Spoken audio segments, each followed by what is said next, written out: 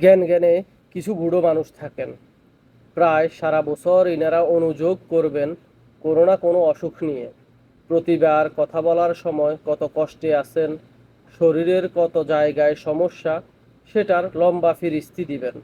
কিন্তু ফিসিয়ে যাবেন আগাগোড়া চেকআপ। বড় কোনো সমস্যা থাকলে, প্রয়োজনীয় অপারেশন বা অন্য কোনো চিকিৎসার কথা বললে সমস্যা নিয়ে অভিযোগ করতে প্রায় অসীম আগ্রহ থাকলেও তারা সমস্যা সমাধানে আগ্রহী না। আসলে বলা উচিত, সহজ সমাধান না থাকলে কঠিন সমাধানের বদলে সমস্যা নিয়েই বেঁচে থাকাই তাদের পছন্দ। আমার কেন জানি মনে হয় আমাদের অবস্থা এই জ্ঞান জ্ঞানে বুড়োদের মতো।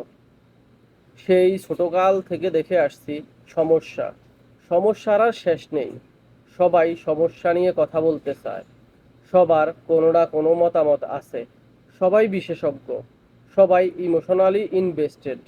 কিন্তু ছোট ছোট সমস্যা নিয়ে সারাদিন জ্ঞান জ্ঞান করার বদলে মূল সমস্যা নিয়ে কথা বলতে বলুন, তখন আর কাউকে পাবেন না। আমরা ক্যান্সারের ট্রিটমেন্ট হিসেবে প্যারাসিটামল চাই, ফাফা হয়ে যাওয়া হাড় সারাতে ব্যান্ডেজ লাগাই। দর্শন বলুন কিংবা মাদক সমস্যা, এই সমস্যাগুলো সিস্টেমেটিক। জায়নিস্ট, ব্যাংকার আর ক্রুসেডার জাতিসংঘ নিয়ন্ত্রিত যে বিশ্ব ব্যবস্থার মধ্যে আমরা আছি, এগুলো সেই ব্যবস্থার কাঠামোগত সমস্যা। এগুলো সুশাসনের সমস্যা না, কোনো নির্দিষ্ট অঞ্চল কিংবা জাতিগোষ্ঠীর প্রকৃতিগত সমস্যাও না। এগুলো সভ্যতার সমস্যা। লিবারেল সেকুলার সভ্যতার সুডোয় থাকা দেশগুলোর দিকে তাকান, তারা কি দর্শন, মাদক, মানব পাচার, শিশুকামের মতো সমস্যাগুলোর সমাধান করতে পেরেছে?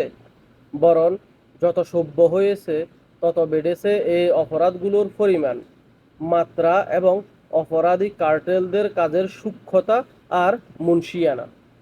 অন্যদিকে সভ্য আমরা, যে সমস্যার সমাধান বের করতে গিয়ে হিমশিম খাচ্ছি, জলজ্যান্ত মানুষকে লিস্টে থাকা নাম বানিয়ে ফেলছি, যখন তখন যাকে তাকে না মানুষ বানিয়ে হ্যাঁ মানুষদের বানানো আইনে মেরে ফেলার লাইসেন্স দিচ্ছি, এবং এত সব কিছুর পরও ব্যর্থ হচ্ছি।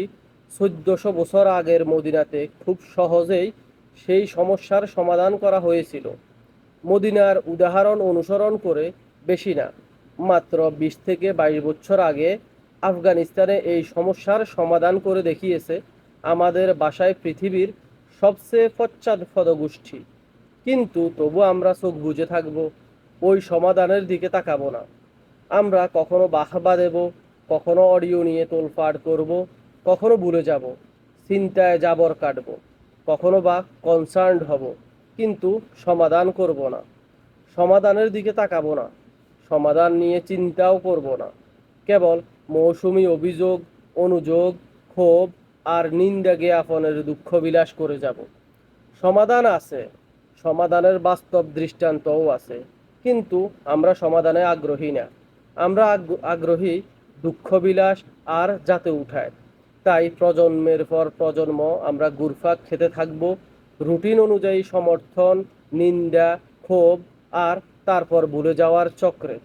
আমাদের জন্য সমাধান একটাই,